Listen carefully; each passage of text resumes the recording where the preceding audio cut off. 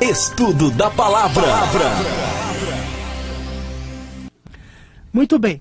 Conforme nós fomos então aqui participando com o pastor Diego, de repente eu vou fazendo alguma pergunta para ele, algumas considerações. Pastor Diego, qual a importância então dos 10 mandamentos para a vida do cristão? Por que é importante cada um daqueles 10 mandamentos, o significado de cada um deles?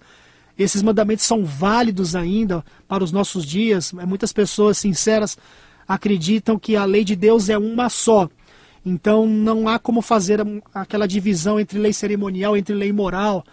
Mas ao lermos o contexto bíblico, parece que embora a lei de Deus seja uma só, existe dentro desta questão de ser uma só, uma essência moral, que é vigente para os nossos dias, e uma essência cerimonial, que foi obviamente cancelada na cruz. É mais ou menos assim? Vamos falando então sobre isso. É muito conteúdo para pouco tempo, É mas verdade. vamos fazer o melhor para resumir o assunto e apresentar o que a Bíblia tem a dizer sobre o assunto, os 10 mandamentos. Então eu gostaria de primeiro deixar claro que a expressão os 10 mandamentos aparecem 3 vezes na Bíblia. Podemos encontrar em Êxodo 34, 28, em Deuteronômio 4, 13 e também em Deuteronômio 10, 4. Eu vou ler com vocês em Deuteronômio 4, 13. A verdade é que os 10 mandamentos foram dados nos dias do Êxodo, através de Moisés, o líder de Deus, o líder que representava a Deus diante do seu povo naquela época, que eram os israelitas. E em função dos 10 mandamentos terem sido dados nos dias de Moisés, através de Moisés, para os judeus, para os israelitas, muitas vezes alguns acreditam ou concluem que em função disso eles são relevantes ou aplicáveis apenas para os judeus. E a verdade é que realmente eles foram dados naquela época. Deuteronômio 4:13, nós temos aqui a declaração de Moisés fazendo uma recapitulação da jornada de Israel no deserto depois dos 40 anos.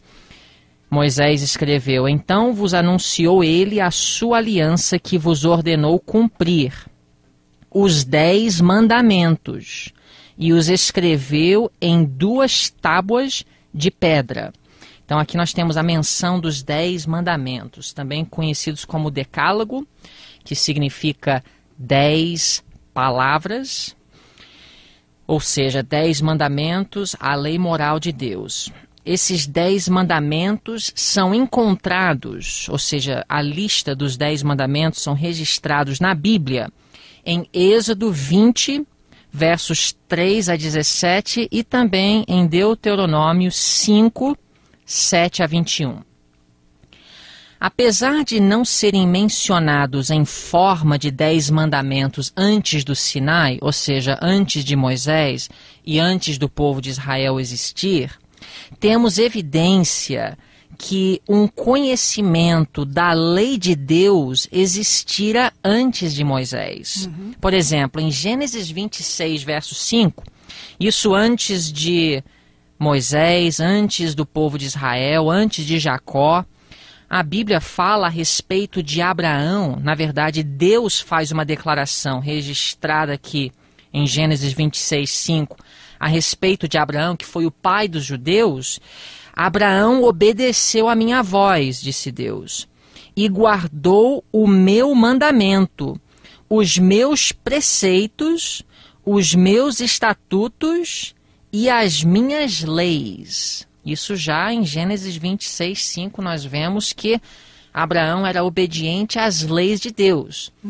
O autor de Gênesis, Moisés, não menciona especificamente quais mandamentos, quais leis, mas nós sabemos que Deus havia deixado claro a sua vontade para os seus filhos, mesmo antes de Israel. Tanto que José, quando ele esteve no Egito, quando ele foi vendido pelos seus irmãos, e ele foi tentado a deitar-se com a esposa de Potifar, você lembra, Alexandre, o que José disse à esposa de Potifar? Eu tenho aqui em Gênesis 39, mas você lembra? Ele disse que ele não cometeria este pecado contra Deus. Como, pois, faria eu tamanha maldade e pecaria contra Deus? Agora, como que José teria o conhecimento que deitar-se com a esposa de outro homem seria um pecado contra Deus? Eu acredito que Adão e Eva, ao serem criados, tinham os princípios da lei de Deus escritos no coração. O que eu quero dizer é que Deus não criou Adão e Eva e disse para eles, não matarás, não furtarás, não darás falso testemunho. Não foi assim. Mas isso não quer dizer que a lei de Deus não existiu quando Deus criou o homem. Eu acredito que quando Deus criou Adão e Eva, a lei de Deus, os princípios do decálogo, que depois foram dados em forma de 10 mandamentos, foram escritos no coração de Adão e Eva. Inclusive, qual é a nova aliança? Você lembra? Em Sim. Hebreus capítulo 10, verso 16, esta é a aliança que farei com eles, depois daqueles dias, diz o Senhor, porei as minhas leis em seus corações. Eu gostaria de sugerir para os ouvintes que quando Deus criou o homem, Ele não deu 10 mandamentos escritos com seu dedo em tábuas de pedra, mas Ele escreveu os princípios dos 10 mandamentos no coração de Adão e Eva. E então era natural eles não matarem, era natural eles não roubarem ou falarem mentira, porque os princípios da lei estavam escritos no coração. Agora, Adão e Eva pecaram, e então Deus continuou trabalhando com a raça humana, Ele elaborou e colocou em vigor o plano da redenção.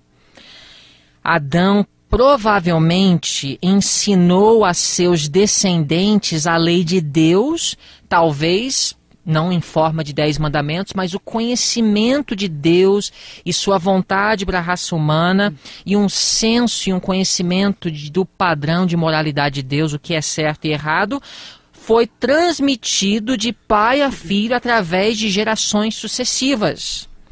A lei foi preservada por Noé e sua família, e Noé a ensinou a seus descendentes. Foi assim que Abraão obedeceu à voz de Deus e guardou o seu mandamento, segundo Gênesis 26, 5. E, segundo esse mesmo texto, Deus disse acerca de Abraão, os meus preceitos, os meus estatutos e as minhas leis foram obedecidas por ele. Então, eu acredito que, apesar dos 10 mandamentos aparecerem no Sinai, Deus os escreveu em tábuas de pedra com seu dedo e entregou através de Moisés essa lei escrita em forma de 10 mandamentos ao povo de Israel nessa altura da história. Deus tinha a sua lei. Só que o que acontece? Nos 10 mandamentos, os princípios da lei moral de Deus, que já existia antes do Sinai, foram apresentados pormenorizadamente e eles foram aplicáveis às condições e circunstâncias do homem caído. Então, vamos continuar seguindo o raciocínio. Os 10 mandamentos não foram proferidos naquela ocasião exclusivamente para o benefício dos hebreus, porque se você para pensar no conteúdo dos 10 mandamentos, não furtarás, honra o teu pai e tua mãe, são princípios de vida que beneficiam toda a raça humana. E, inclusive, nós temos evidência na Bíblia de Gênesis, na história dos patriarcas, que eles viviam em harmonia com esses princípios mesmo antes de existir o povo judeu. Noé era um homem justo. Em que sentido a Bíblia declara que não era um homem justo? Provavelmente porque ele vivia em harmonia com os preceitos, os princípios da lei moral de Deus. Então, os 10 mandamentos abrangem os deveres do homem para com Deus e seus semelhantes, e todos baseados no grande princípio fundamental de amor. Você lembra que uma vez Jesus foi questionado? E a sua resposta aos indagadores está registrada em Lucas capítulo 10, verso 27. Qual é o dever? Que farei para herdar a vida eterna? Amarás ao Senhor teu Deus de todo o teu coração, de toda a tua alma e de todas as tuas forças e de todo o teu entendimento, e ao teu próximo como a ti mesmo. Nesses 2 mandamentos, amará a Deus e amará ao próximo, Jesus resumiu, na verdade, o conteúdo dos 10 mandamentos. Então, naquela ocasião, Jesus não estava apenas fazendo uma declaração que se aplicava a somente judeus. Amar a Deus e amar ao próximo é uma mensagem que Deus tem para toda a raça humana. Os 10 mandamentos foram uma forma de explicar mais detalhadamente como que isso funciona na prática. Os primeiros 4, como eu devo amar a Deus, e os últimos 6, como eu posso amar o meu próximo. Os preceitos do Decálogo são adaptados a toda a humanidade e foram dados para instrução e governo de todos. E nenhum cristão vai dizer que o mandamento não cometerás adultério ou não adulterarás é somente para os judeus. Esse mandamento ele é aplicável a todos os cristãos e todos os seres humanos, porque na verdade, Alexandre, isso é para a felicidade do homem. Deus, em sua lei, não está proibindo o homem de fazer aquilo que vai lhe fazer bem, mas pelo contrário, Deus ele quer a felicidade do homem, então ele estabelece parâmetros para que o homem possa viver uma vida feliz. Então os judeus foram privilegiados, conforme está escrito em Romanos capítulo 3, qual é a vantagem de ser um judeu? Os judeus foram privilegiados porque, segundo Paulo, qual é a vantagem ou qual é a utilidade da circuncisão ou de ser judeu? Em Romanos 3, verso 2, Paulo responde à pergunta dizendo: muita, em toda maneira, porque primeiramente as palavras de Deus lhe foram confiadas. Quando nós falamos dos 10 mandamentos, na verdade no original, no hebraico, são 10 palavras. E essas palavras de Deus, esses 10 mandamentos foram dados através dos judeus, mas o objetivo dos judeus era o que exatamente? O que Deus falou para Abraão lá em Gênesis 12?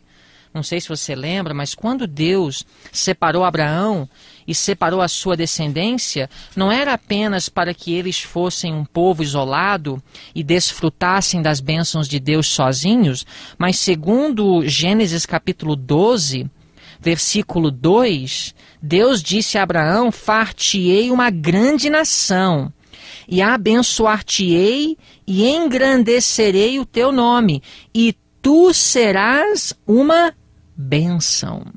Abraão e sua descendência foram separados para serem uma bênção para o mundo. E qual foi a vantagem de ser um judeu? Primeiramente, as palavras de Deus lhe foram confiadas. Mas sabe o que eu acredito, Alexandre? Que Deus deu a lei para os judeus. Estou aqui me referindo especialmente aos 10 mandamentos, porque Deus queria abençoar os povos pagãos que estavam perdidos nas trevas.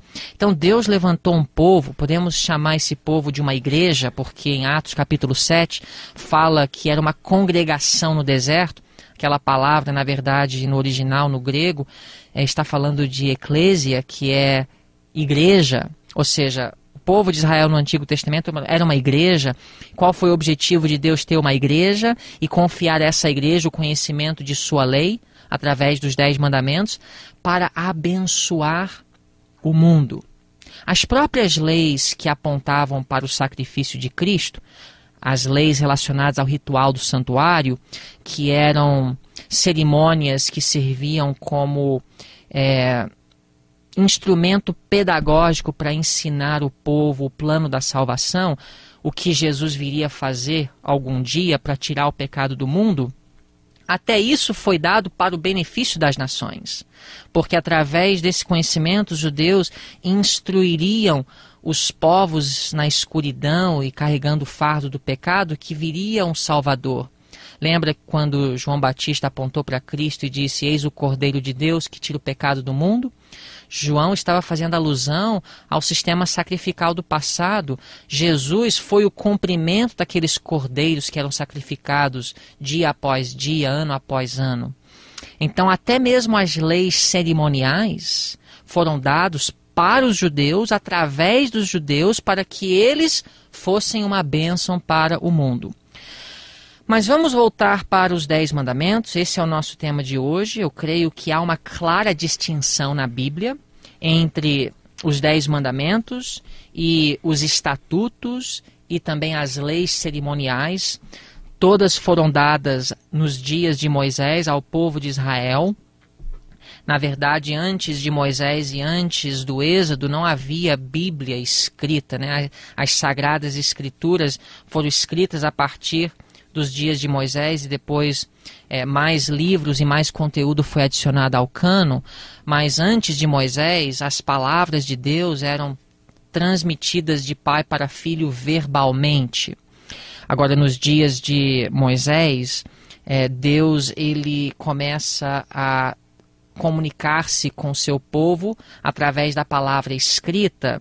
Então foi justamente nessa época que os 10 mandamentos e as leis cerimoniais e outras instruções relacionadas à saúde e estatutos e outras normas foram dadas ao povo através de Moisés. Agora nós vamos falar sobre os 10 mandamentos para ver que estes, diferente de outras instruções dadas, ainda são relevantes e aplicáveis para o povo de Deus hoje, porque esse é um grande ponto polêmico que é debatido hoje no cristianismo.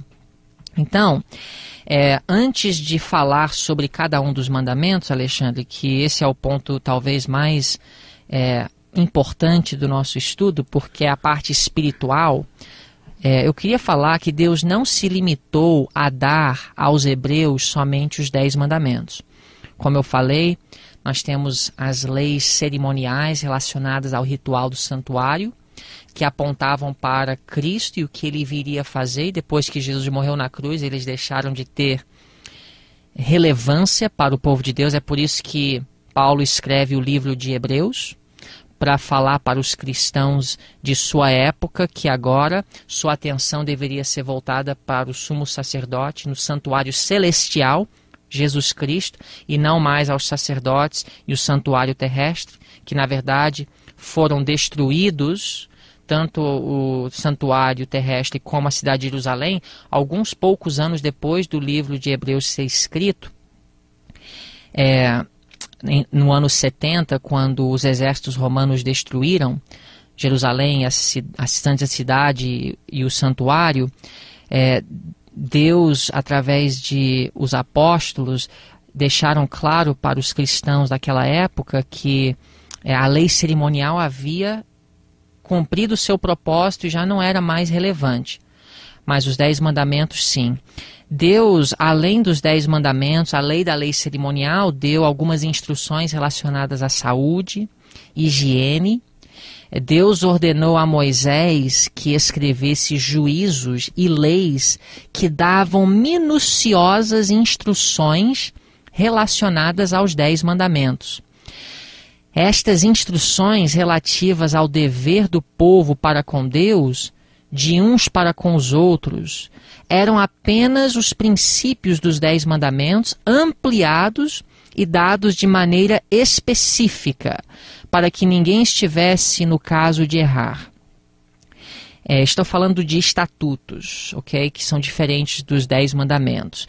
Os estatutos foram dados para ajudar o povo a compreender os 10 mandamentos. Destinavam-se a resguardar a santidade dos 10 preceitos gravados nas tábuas de pedra. Se o povo tivesse compreendido bem os princípios dos 10 mandamentos escritos não somente em tábuas de pedra, mas na mente, não teria havido necessidade das instruções adicionais dadas a Moisés. Eu gostaria de convidar os nossos ouvintes a abrirem suas Bíblias em Êxodo. Nós vamos considerar um pouco esses estatutos.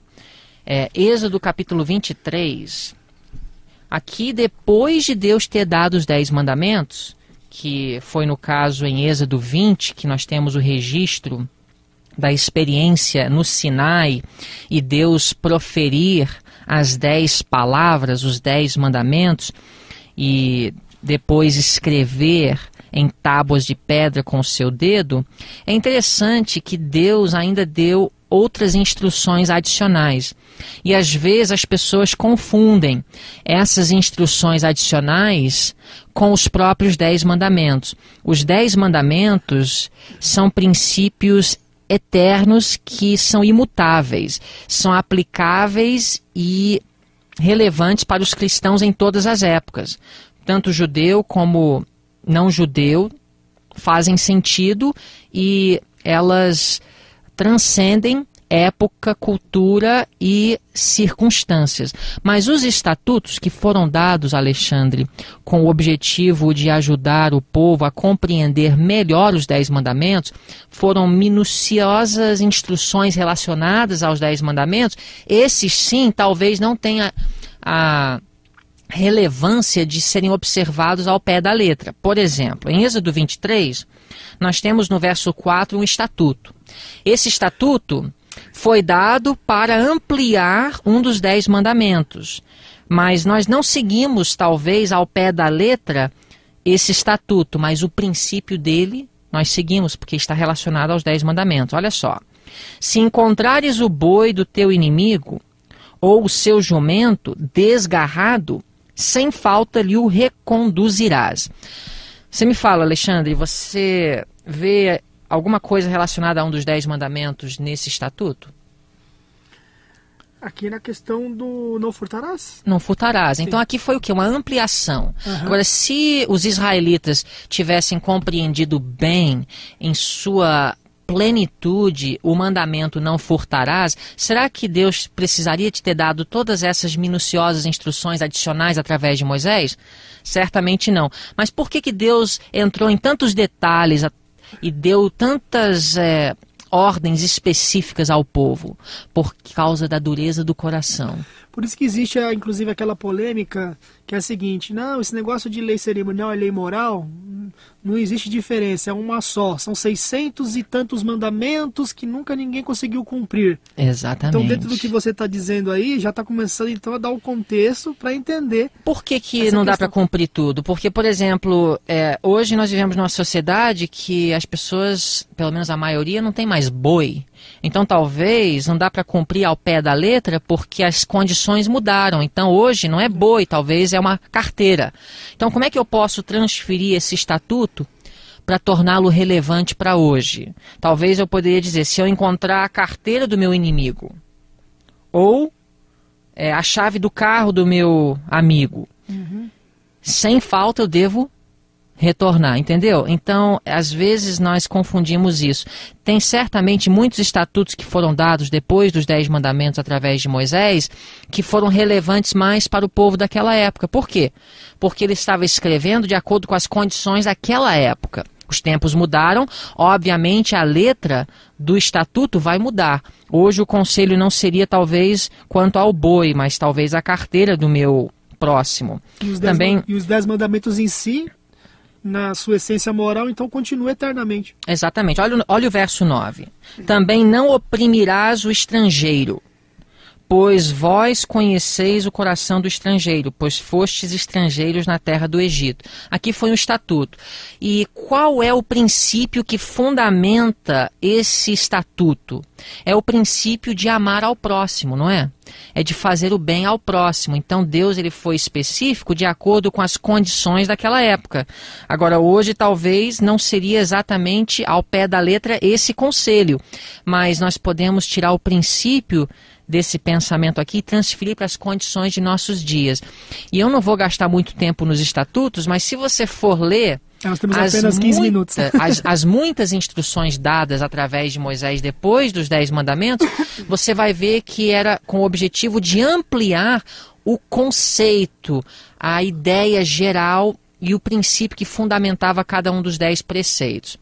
Então, para nós terminarmos, já que nós temos 10 minutos. 10, 15 minutos no máximo. Nós vamos agora falar sobre cada um dos mandamentos. E eu vou mostrar que esses 10 mandamentos, além da letra, têm um sentido abrangente. Nós temos que deixar os mandamentos sondarem as profundezas do nosso coração. É assim que Jesus fez no Sermão da Montanha. Ele pegava um dos 10 mandamentos e ele ampliava o sentido ao ponto de alcançar o fundo do coração do ser humano. Note bem, por exemplo, Êxodo capítulo 20, verso 3, não terás outros deuses diante de mim. E um cristão poderia dizer, mas eu só adoro o Deus Jeová mesmo. Deus é o único que tem direito ao nosso culto. E nós podemos dizer, eu só cultuo a Deus, então eu estou guardando o primeiro mandamento.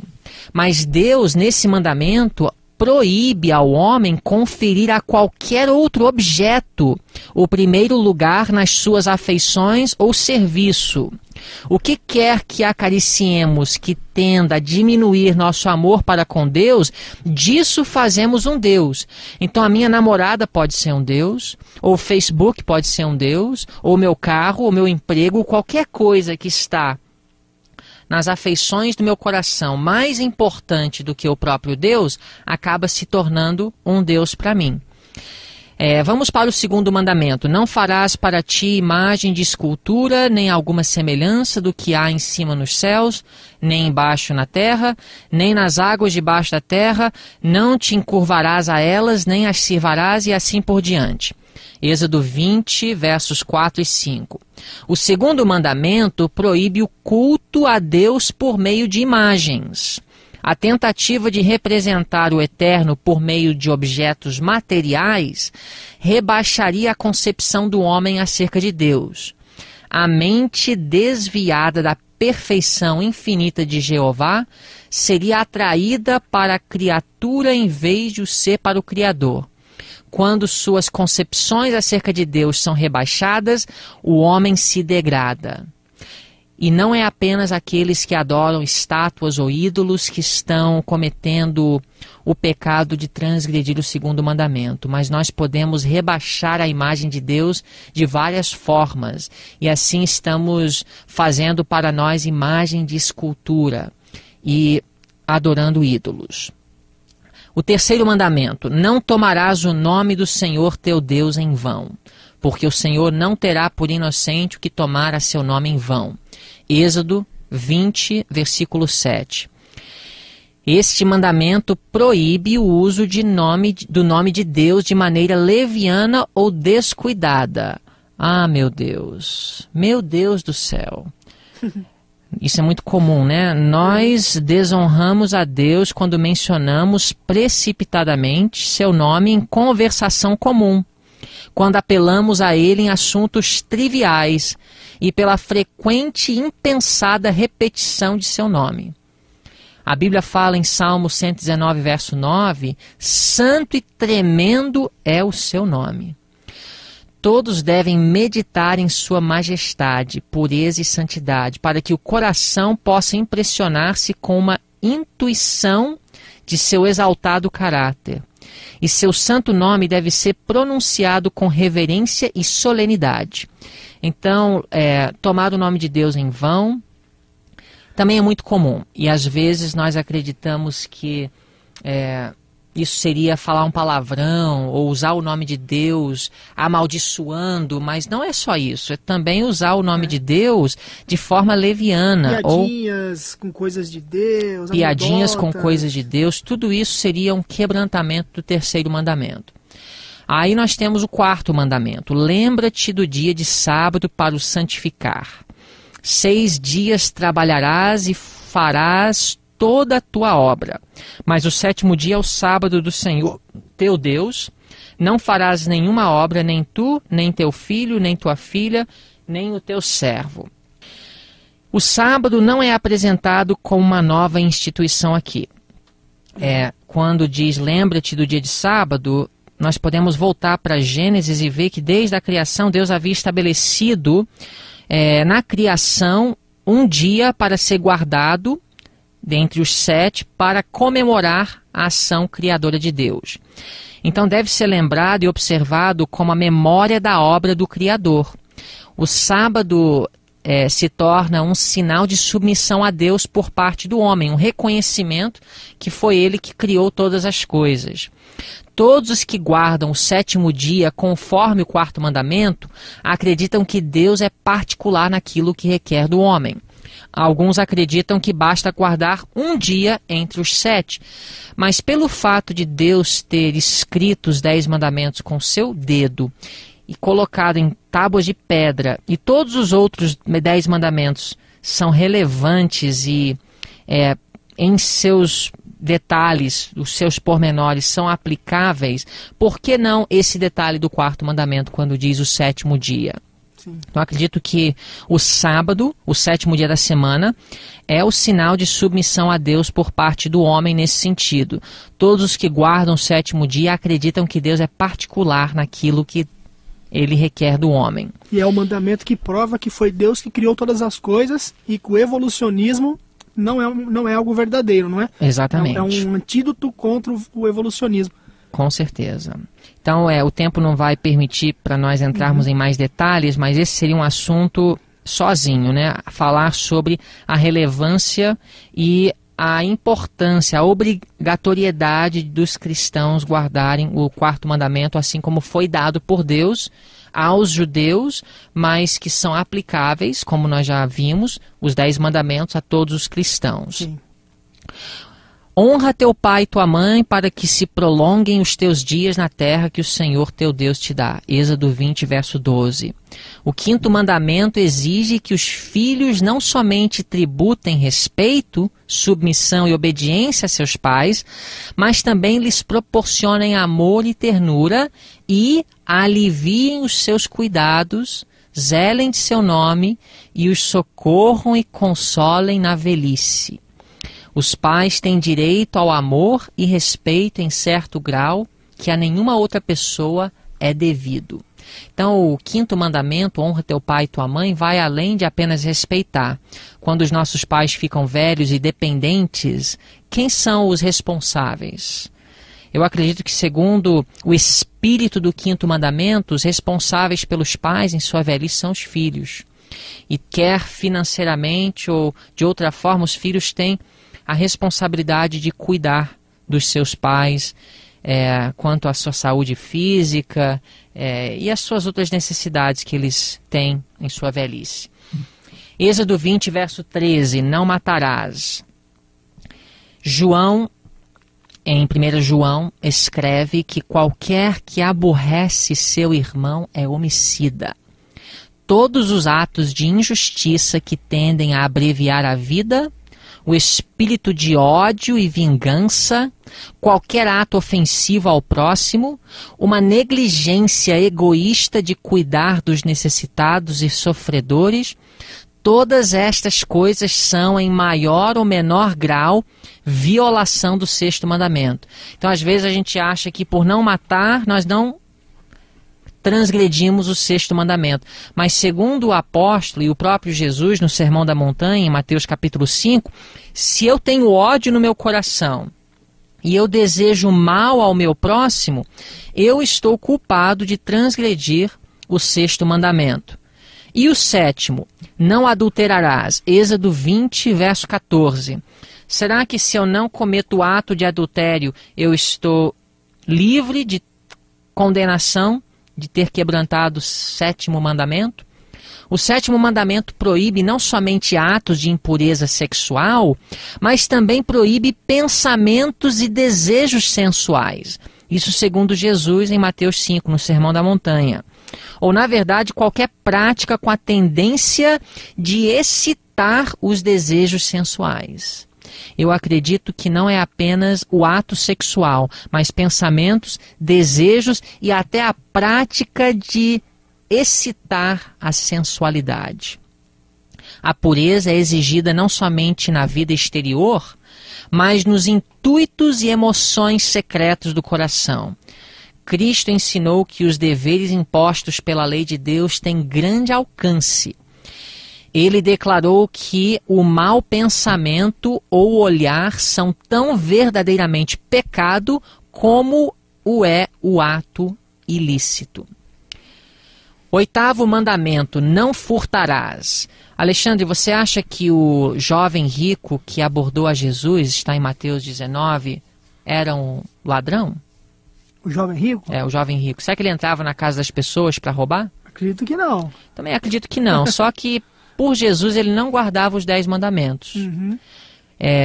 O 8º mandamento condena não somente o furto e o roubo, ele também exige estrita integridade nos mínimos detalhes dos negócios da vida.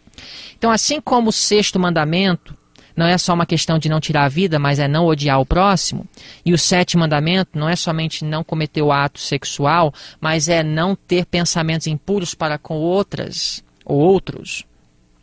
O 8º mandamento também não é uma questão de apenas não roubar a carteira do próximo, não entrar na casa do vizinho, mas se eu estou negligenciando fazer o bem ao próximo com as riquezas que Deus me deu, assim como o jovem rico, eu também posso ser culpado do 8º mandamento, porque a lei de Deus, ela sonda o coração, ela vai lá fundo, veda o engano no comércio e requer o pagamento de débitos e salários justos.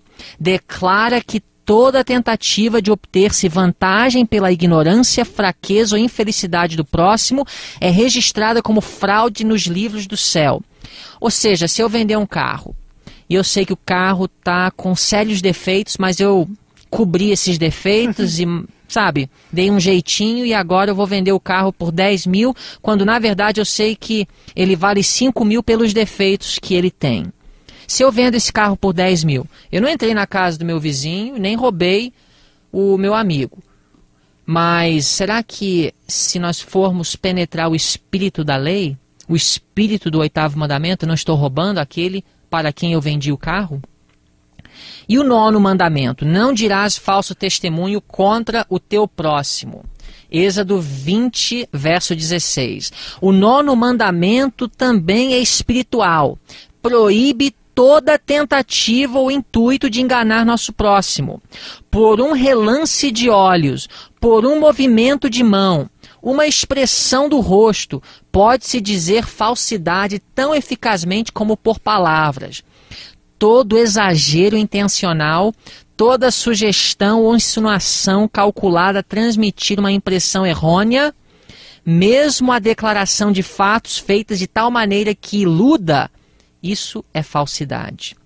O 9º mandamento proíbe todo esforço no sentido de prejudicar a reputação do nosso próximo. Falar fofoca e falar mal dos outros, difamação, suspeitas ruins, calúnia, intrigas, tudo isso pode entrar na categoria de dar falso testemunho.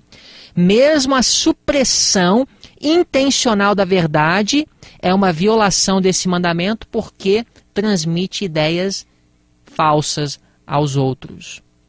E para concluir, Alexandre, o 10º mandamento, não cobiçarás a casa do teu próximo, e aí por diante, Êxodo 20, verso 17, o 10º mandamento proíbe o desejo egoísta daquilo que pertence ao próximo. Desses desejos nascem os atos pecaminosos. Então nós temos aí os 10 mandamentos, eles podem às vezes ser guardados na letra, mas quebrantados no Espírito. O Espírito de Deus sonda os corações. Nós vimos que esses mandamentos são espirituais, eles são relevantes aos cristãos em todas as épocas. E eu creio que em outra ocasião nós podemos nos aprofundar mais nos pormenores. O pastor Diego então vai fazer uma oração e dentro dessa oração que nós possamos então meditar nas palavras que nós ouvimos. Pastor. Em João capítulo 14, verso 15, Jesus declarou o seguinte: se me amais, guardai os meus mandamentos. E eu creio que a motivação de todo cristão a obedecer à lei de Deus deve ser o amor. Então vamos orar para que Deus possa implantar em nosso coração esse amor genuíno para com Deus e também, consequentemente, será refletida em nossa atitude para com o próximo. Oremos. Pai querido que estás nos céus, muito obrigado pela palavra inspirada que chegou até nós. Pedimos que o Senhor possa abençoar nossas vidas e nos ajudar a viver os princípios da Tua lei em nossa vida real, nossa vida prática. nós possamos ser cristãos de verdade. Pedimos em nome de Jesus. Amém.